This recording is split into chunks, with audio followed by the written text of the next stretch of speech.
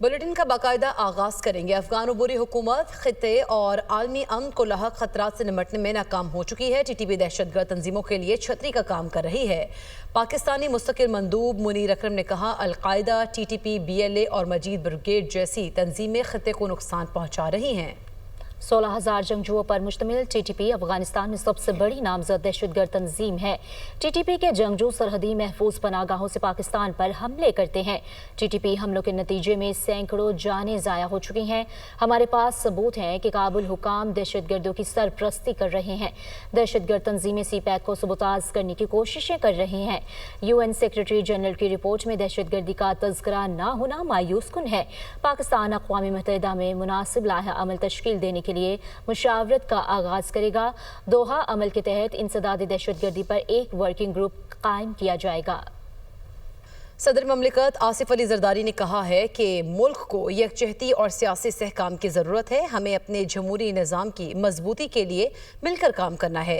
मईशत बहाली, जमहूरियत मजबूत करने और कानून की हुक्मरानी बरकरार रखने के लिए मिलकर काम करना होगा। तफसीलात इस रिपोर्ट में देखिए। सदर मुमलिकत आसिफ अली जरदारी ने अपोजिशन के शदीद शोर शराबे और नारेबाजी के दौरान खिताब करते हुए कहा कि पार्लिमानी साल के आगाज पर इस ऐवान से बतौर सिविलियन सदर 8वीं बार खिताब करना मेरे लिए एजाज है। ये लम्हा हमारे जमहूरी सफर के तसलसल का आगाज है। हमें पाकिस्तान के बेहतर मुस्तकबिल के लिए आज़म के साथ काम करना है। मुल्क में गुड गवर्नेंस और सियासी इस्तेहकाम को फरोग देना है। हमें अपने जमहूरी निज़ाम की मजबूती के लिए मिलकर काम करना है। सदर मुमलिकत ने कहा कि वफाकी हुकूमत का दरियाए सिंध से मजीद नहरें निकालने का एक तरफा फैसला है। इस तजवीज़ की बतौर सदर हिमायत नहीं कर सकता। पसमानदा इलाकों की तरक्की पर खुसूसी तवज्जो देनी है। अवामी बहबूद के मंसूबों पर तवज्जो मरकूज करना होगी। सदर मुमलिकत ने कहा कि मुल्क की मैशत मुस्तहकम हुई है। पॉलिसी रेट में कमी, ज़र मुबादला में रिकॉर्ड इजाफा खुश आइंद है। It is my first duty to remind you we need to work harder to strengthen our democratic system, restore public confidence in the rule of law and go Pakistan on the road to prosperity. सदर आसिफ अली जरदारी ने कहा कि ऐवान बेहतर तर्ज हुक्मरानी, सियासी और इक़्तिसादी इस्तेहकाम के फ़रोग़ पर तवज्जो मरकूज़ करे। हमारी अवाम ने अपनी उम्मीदें पार्लियामेंट से वाबस्ता कर रखी हैं। हमारे मुल्क की आबादी का ढांचा बदल चुका है। इंतजामी मशीनरी में तस्वीराती सोच की कमी, आबादी के इजाफे ने हुक्मरानी के मसाइल को कई गुना बढ़ा दिया है। इस ऐवान को अपनी जिम्मेदारियों को संजीदगी से लेना चाहिए। सदर मुमलिकत आसिफ अली जरदारी का कहना था कि मकबूजा वादी में कश्मीरियों की हालत ज़ार तशवीशनाक है। आलमी बरादरी भारतीय काबिज़ अफवाज के मुजालिम के खिलाफ फैसला कुन कार्रवाई करे। फलस्तीन में सिलसिलावार तबाही दुनिया की फौरी तवज्जो की मुतकाजी है। पाकिस्तान फलस्तीनी कॉज के लिए पुरआज़म। हमारा मौक़िफ़ वाज़ेह और गैर मुतज़लज़ल है। वज़ीर-ए-आज़म शहबाज शरीफ से चेयरमैन बिलावल भुट्टो जरदारी ने वफ़द के हमरा मुलाकात की। बिलावल भुट्टो ने हुकूमत पर मुकम्मल एतमाद का इजहार किया। बिलावल भुट्टो ने मुतनाज़ किनाल से मुतालिक एतराज़ात और कुरम की सूरत हाल पर अपने खदशात वज़ीर-ए-आज़म के सामने रख दिए। शहबाज शरीफ ने तमाम शिकवे शिकायत दूर करने की यकीन दहानी कराते हुए कहा कि मुल्क का बेहतर मुस्तकबिल सब जमातों के मिलकर काम करने से मुमकिन होगा। तफसीलात इस्लामाबाद से इस रिपोर्ट में देखिए। वज़ीर आज़म का बिलावल भुट्टो जरदारी और पीपल्स पार्टी के रहनुमाओं के एजाज़ में इफ्तार और इशाइया। पीपल्स पार्टी का वज़ीर आज़म शहबाज शरीफ की क़यादत में हुकूमत पर मुकम्मल एतमाद का इजहार। वज़ीर आज़म ने अवामी उमंगों पर पूरा उतरने और हुकूमत के साथ ताउन और मुतहर्रिक किरदार पर पीपल्स पार्टी की क़यादत को सराहा। वज़ीर आज़म हाउस से जारी एलामिया के मुताबिक वफ़द ने हुकूमत की माशी पॉलिसियों और हालिया माशी इस्तेहकाम पर वज़ीर आज़म और उनकी टीम को खराज तहसीन पेश करते हुए कहा कि पाकिस्तान पीपल्स पार्टी मुल्की तरक्की और माशी इस्तेहकाम के लिए हुकूमत को मुकम्मल ताउन फराहम करेगी। पीपल्स पार्टी वफ़द ने हुकूमती उमूर में इत्तेहादियों से मुशावरत, राय के एहतराम और एतमाद में लेने के इक़दाम पर वज़ीर आज़म का शुक्रिया अदा किया। पीपल्स पार्टी वफ़द ने मुल्की मईशत की तरक्की के लिए अपने भरपूर ताउन के अज़्म का अयादा किया। पीपल्स पार्टी के जारी एलामिया के मुताबिक वफ़द ने वज़ीर आज़म के सामने मुतनाज़े कैनालों से मुताल्लिक़ एतराज़ात रख दिए। पीपल्स पार्टी वफ़द ने वज़ीर आज़म को ज़िला खुर्रम में अमन-ओ-अमान की नाक़िस सूरत हाल पर अपने खदशात से आगाह किया। वफ़द ने वज़ीर आज़म से बलूचिस्तान के सैलाब मुतासरीन की दाद रसी न होने का भी शिकवा किया। वज़ीर आज़म शहबाज शरीफ ने पीपल्स पार्टी के तहफ़्फ़ुज़ात के हल की यकीन दहानी कराई। वज़ीर-ए-आज़म शहबाज शरीफ की ज़र-ए-सदारत वफ़ाक़ी काबीना का इजलास आज होगा। काबीना इजलास में मुल्क की सियासी सूरत हाल पर तबादला ख्याल किया जाएगा। इजलास में ECC के फैसलों की तौसीक़ की जाएगी। सैनेट और कौमी असम्बली के इजलास आज 11:30 बजे होंगे। तफसीलात के लिए हमारे साथ यासिर मलिक मौजूद हैं। यासिर, बताइएगा क्या तैयारियाँ मुकम्मल कर ली गई हैं और कौन से अहम उमूर ज़ेर-ए-गौर आएंगे? देखिए, वज़ीर आज़म शहबाज शरीफ की ज़ेर सदारत वफाकी काबीना का इजलास आज होगा। वफाकी काबीना के इजलास में मुल्क की सियासी और मुआशी सूरत हाल का जायज़ा लिया जाएगा और इसके साथ साथ वफाकी काबीना जो है वो ECC के फ़ैसलों की तोसी करेगी। वफाकी काबीना का इजलास जो है वो 11:45 पर वज़ीर आज़म हाउस में होगा। नए वज़रा जो हैं जिन्होंने कलमदान संभाले हैं अपने, आज उनका ये वफाकी काबीना का पहला इजलास होगा और इजलास के हवाले से तमाम तर जो तैयारियां हैं वो मुकम्मल कर ली गई हैं। वज़ीर आज़म हाउस में वज़ीर आज़म शहबाज शरीफ की ज़ेर सदारत 11:45 पर वज़ीर आज़म हाउस में वफाकी काबीना का इजलास होगा।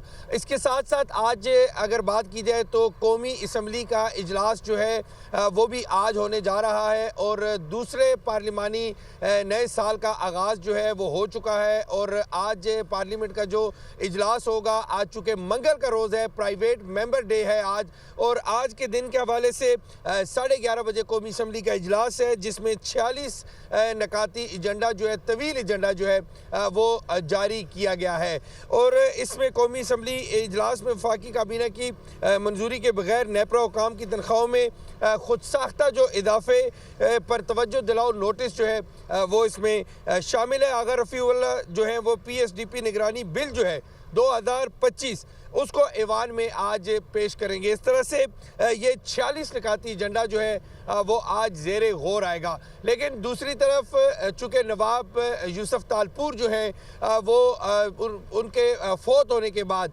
कौमी असम्बली का आज ये पहला इजलास होगा, तो कभी इम्कान ये है कि ताज़ीती तौर पर ये आज कौमी असम्बली का इजलास जो है बहुत शुक्रिया यासिर मलिक आपका।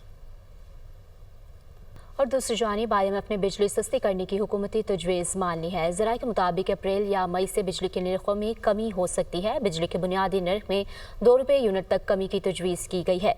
तफसीलात के लिए मुदस्सिर अली राना से बात करेंगे, हमारे साथ मौजूद है। मुदस्सिर, बताइएगा हमें इस हवाले से।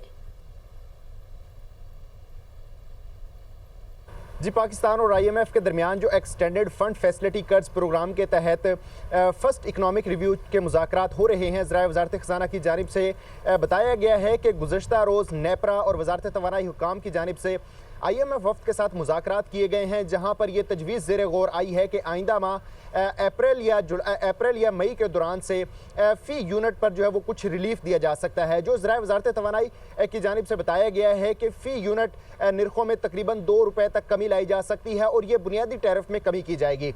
जो तजावीज़ IMF के साथ शेयर की गई हैं उसमें बताया गया है कि अप्रैल या मई के दौरान 1 रुपया फ़ी यूनिट या फिर 1.5 रुपया या मैक्सिमम 2 रुपये फ़ी यूनिट तक कमी लाई जा सकती है बुनियादी टैरिफ में। IMF की जानिब से ये कहा गया है कि बुनियादी टैरिफ में कमी के लिए नेपरा और वज़ारत तवानाई खुद बाइख्तियार हैं और वो इस पर फैसला कर सकते हैं।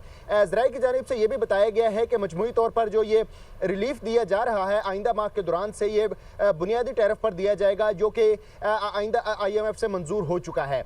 इसके साथ साथ अगर बात कर ली जाए IMF वफ़द के आज नेपरा हुकाम के साथ जो सर्कुलर डेट है पावर का, उस पर भी बातचीत होगी, क्योंकि IMF की जानिब से ये मुतालबा किया गया है कि पावर सेक्टर का जो गर्दशी कर्जा है इसको रवा माली साल 2024-25 जून के इख्तिताम तक तकरीबन इसको 2450 अरब रुपए से तजावुज़ ना करने दिया जाए। अगर इस वक्त बात कर ली जाए तो जो अभी तक IMF वफ़द को ब्रीफिंग दी गई है उसमें सर्कुलर डेट में कमी आई है। जो 2395 अरब रुपए पे स्टैंड था, अब वो कम होकर 2385 अरब रुपए पे आ गया है और IMF का यही मुतालबा है कि इसको मज़ीद कम किया जाए और जून तक फर्दर ना बढ़ने दिया जाए। लेकिन जो ज़राए की जानिब से बताया गया है कि IMF के साथ जो वर्किंग शेयर की गई है उसमें तकरीबन ये एडिशन बताया गया है कि रवा माली साल के दौरान 40 से 50 अरब रुपए के दरमियान सर्कुलर डेट में फर्दर इजाफा होगा। अगर इसके अलावा दीगर बात कर ली जाए आज के एजेंडे में, तो IMF वफ़द के साथ आज एग्रीकल्चर इनकम टैक्स पर अहम मुज़ाकरात होंगे। इसके साथ साथ जो दीगर मुज़ाकरात हैं उसमें यह भी शामिल है कि जो वजारतों की कारकर्दगी है, FBR ने अभी तक की जो टैक्स कलेक्शन है और जो FBR ने आइंदा 2 माह के दौरान या 3 माह के दौरान जो टैक्स कलेक्शन करनी है मुदस्सिर अली राना अपडेट कर रहे थे, शुक्रिया। बानी PTI ने 9 मई के 8 मुकदमात में दरख्वास्त जमानतों की जल्द समाअत के लिए लाहौर हाई कोर्ट से रुजू कर लिया। बानी PTI ने वकील बैरिस्टर सलमान सफदर की वसातत से मुतफर्रिक दरख्वास्तें दायर कर दी। बानी PTI ने जिना हाउस हमला केस और दीगर मुकदमात में मुतफर्रिक दरख्वास्तें दायर की। अदालत दरख्वास्त जमानतों को जल्द समाअत के लिए मुकर्रर करे, ये इस्तदा की गई है।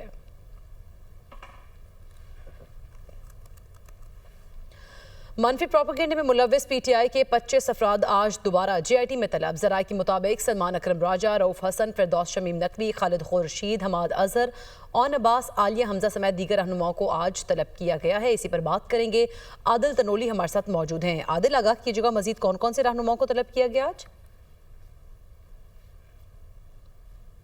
सोशल मीडिया पर रियासत मुखालिफ मनफी प्रोपेगंडा करने वालों के खिलाफ जो तहकीकात की जा रही हैं, जेआईटी का इजलास जो है वो आज दोबारा होगा।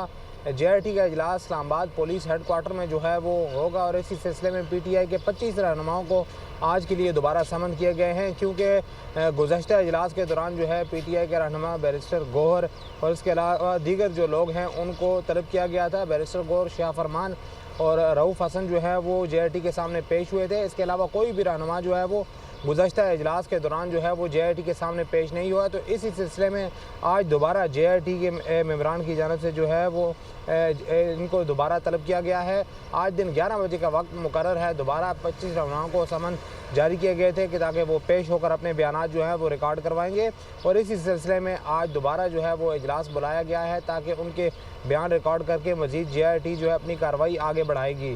तो इसी सिलसिले में आज दोबारा इजलास होगा और इन तमाम लोगों को बुलाया गया है, लेकिन 11 बजे का वक्त है और उस वक्त के बाद जो है वो लोग जो हैं वो पेश होंगे, क्योंकि गुज़श्ता इजलास के दौरान सिर्फ 3 लोग पीटीआई के जो है वो पेश हुए हैं और उनकी जानिब से अपने बयानात जो है वो रिकॉर्ड करवाए गए हैं। दीगर लोग जो हैं वो पेश नहीं हुए, ताहम उनको आज दोबारा जो है वो जेआईटी की जानिब से तलब किया गया है और जेआईटी का इजलास जो है अब से कुछ देर बाद इस्लामाबाद पुलिस हेडक्वार्टर के अंदर जो है वो आईजी इस्लामाबाद जेआईटी के बहुत शुक्रिया आदिल, आप हमें आगाह कर रहे थे।